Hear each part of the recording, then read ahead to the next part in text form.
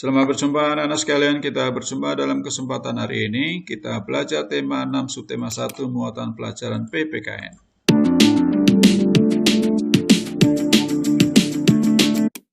Anak-anak sekalian, tema 6 berbicara mengenai cita-citaku dan subtema 1 berbicara mengenai aku dan cita-citaku. Kompetensi dasar 3.3 dan 3.4. Keberagaman masyarakat Indonesia. Anak-anak sekalian, keberagaman yang dimiliki Indonesia dilatar belakangi bahwa Indonesia adalah negara kepulauan. Dan Indonesia mempunyai ciri khas yang dikenal dengan Bhinneka Tunggal Ika. Indonesia merupakan wilayah yang terbentang dari Sabang sampai Merauke, dari wilayah Aceh sampai dengan Papua. Bentuk wilayahnya berupa kepulauan, oleh karena itu Indonesia kaya akan keberagaman. Keberagaman itu antara lain suku bangsa, agama, ras, dan antar golongan. Anak-anak Indonesia memiliki semboyan Bhinneka Tunggal Ika yang artinya walaupun berbeda-beda tetapi tetap satu. Walaupun memiliki banyak perbedaan, Indonesia bisa hidup bersama dengan saling menghormati satu sama lain. Anak-anak sekalian, Indonesia adalah negara kepulauan dan memiliki 5 pulau besar: Sumatera, Jawa, Kalimantan, Sulawesi, dan Papua. Yang paling luas wilayahnya adalah Pulau Kalimantan dan yang paling padat penduduknya adalah Pulau Jawa. Warga yang tinggal di Aceh hingga Papua itu membangun semangat yang sama untuk menciptakan kehidupan bersama yang harmonis. Ciri khas bangsa Indonesia adalah Bhinneka Tunggal Ika dan terdapat pada lambang negara Indonesia Garuda Pancasila, melambangkan bahwa Bhinneka Tunggal Ika akan tetap ada di Indonesia. Anak-anak sekalian, keberagaman adalah kekayaan bangsa Indonesia. Keberagaman adalah warisan leluhur bangsa Indonesia. Oleh karena itu, menjaga warisan leluhur dengan tujuan keberagaman agar tetap ada dan lestari. Mensyukuri keberagaman sebagai kekayaan bangsa. Bagaimanakah cara melestarikan warisan keberagaman itu? Yang pertama, tidak membanggakan suku sendiri, tapi yang perlu dibanggakan adalah bangsa Indonesia.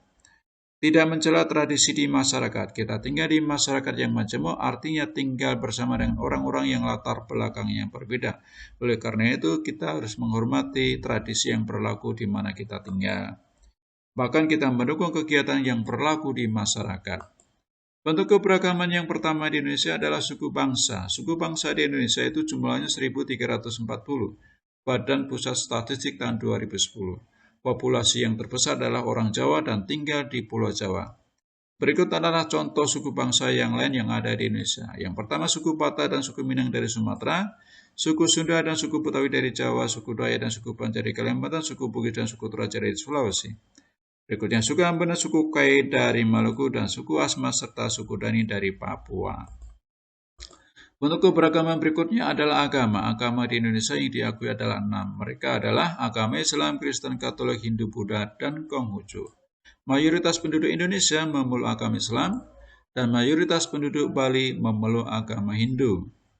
Dan di Indonesia memiliki keberagaman agama. Oleh karena itu, warga negara Indonesia harus mempunyai sikap toleransi agar hubungan antar umat agama berlangsung dengan baik dan bisa hidup rukun dan damai. Anak-anak sekalian, berikut adalah tempat ibadah agama di Indonesia dan perayaannya. Yang pertama adalah agama Islam. Umat Islam beribadah di masjid dan merayakan Hari Raya Idul Fitri. Yang kedua adalah agama Kristen, beribadah di gereja dengan perayaan agama Hari Raya Natal dan Paskah. Yang ketiga adalah agama Katolik dengan beribadah di gereja, misalnya di katedral, dan hari rayanya adalah Natal dan Paskah. Yang keempat adalah umat yang beragama Hindu. Mereka beribadah di pura dan merayakan hari raya Nyepi. Yang kelima adalah agama Buddha. Mereka beribadah di wihara dan merayakan hari raya Waisak. Yang terakhir adalah agama Konghucu yang beribadah di kelenteng dan merayakan hari raya Imlek. Anak-anak sekalian, bentuk keberagaman di Indonesia yang lain adalah ras. Ras adalah golongan bangsa yang berdasarkan ciri-ciri fisiknya. Atau boleh juga dikatakan ras adalah sebagai rumpun bangsa menurut Kamus Besar Bahasa Indonesia. Ras yang ada di Indonesia yaitu Malayan Mongoloid dan Melanosoid. Ras Malayan Mongoloid di Indonesia terdapat di Sumatera, Jawa, Bali, Kalimantan, Sulawesi, Nusa Tenggara. Dan ras Melanosoid ada di Maluku, Papua, dan Nusa Tenggara Timur.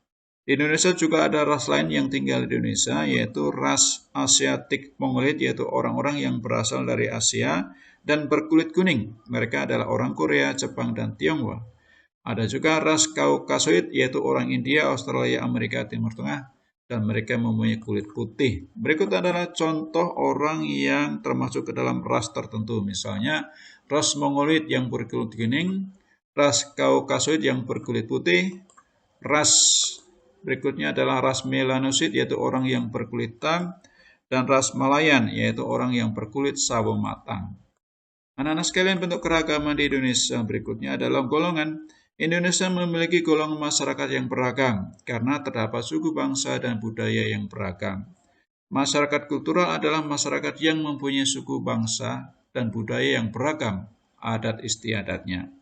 Anak-anak sekalian, golongan yang terdapat di Indonesia bisa berdasarkan status sosial, pendidikan, atau jabatan. Golongan juga bisa berdasarkan agama, idealisme, dan adat istiadat. Walaupun terdapat banyak golongan, Indonesia tetap bersatu dan hidup bersama dengan baik, membangun bangsa dan negaranya. Anak-anak sekalian, keberagaman budaya di Indonesia banyak, tetapi Pak Guru sebutkan dua saja, yaitu pakaian adat dan rumah adatnya. Anak-anak, perhatikan baju adat dari Aceh sampai dengan Kalimantan, itu bermacam-macam corak dan warnanya. Itulah keberagaman pakaian adat Indonesia. Berikutnya adalah keberagaman rumah adat. Di Sumatera Barat namanya rumah gadang, di Jawa Tengah namanya rumah joglo, di Bali ada yang namanya angkul-angkul, pintu gerbang yang beratap, dan di ini adalah rumah adat dari daerah Papua. Anak-anak sekalian, cita-cita itu yang perlu diperjuangkan oleh anak-anak. Apakah cita-citaku? Anak-anak, cita-cita dipengaruhi oleh karakter individu. Karakter adalah sifat khas seseorang, baik itu berupa watak atau kepribadian, dan setiap orang mempunyai karakter yang unik. Contoh nilai karakter yang perlu dibiasakan adalah religius, jujur, toleransi, kerja keras, disiplin, dan sebagainya yang bersifat positif. Dan sifat-sifat positif tadi akan terbawa ketika anak-anak mencapai cita-citanya dengan menekuni salah satu pekerjaan. Mereka akan ada yang menjadi dokter, menjadi tentara, menjadi sopir, atau menjadi guru, atau pekerjaan yang lain.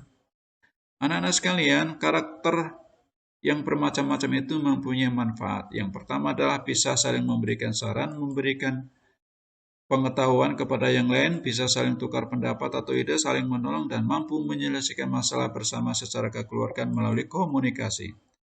Dan kebersamaan itu, manfaat karakter yang bermacam-macam itu sangat berguna ketika mereka melakukan kerja kelompok, meraih keuntungan bersama, melakukan organisasi, merencanakan sesuatu, meraih keuntungan atau keberhasilan bersama, melakukan pelatihan, bekerja dalam kelompok-kelompok, melakukan rapat, atau bekerja dalam jaringan. Anak-anak sekalian, keberagaman cita-cita itu terdapat pada beberapa atau orang banyak. Cita-cita adalah keinginan yang selalu ada dalam pikiran. Oleh karena itu, anak-anak mesti pikirkan di masa depan nanti akan menjadi apa. Bercita-cita berarti berkeinginan sungguh-sungguh, mencita-citakan berarti menginginkan dengan sungguh-sungguh. Anak-anak, keberagaman karakter individu dan sumber daya mempengaruhi cita-cita seseorang. Mereka nantinya akan menjadi dokter, menjadi montir, menjadi pelukis, menjadi petani, menjadi musisi, menjadi penyanyi, menjadi tukang, menjadi polisi, menjadi pilot, dan sebagainya. Anak-anak, apakah cita-citamu?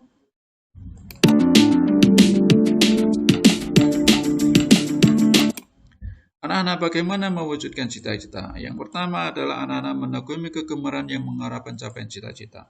Membiasakan nilai karakter seperti kedisiplinan dan sebagainya untuk membawa sikap positif dalam menjalani pekerjaan nanti. Berdoa dan berusaha meraih cita-cita.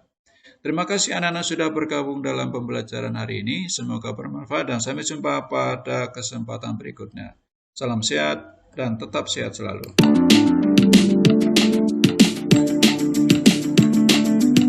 Sampai jumpa.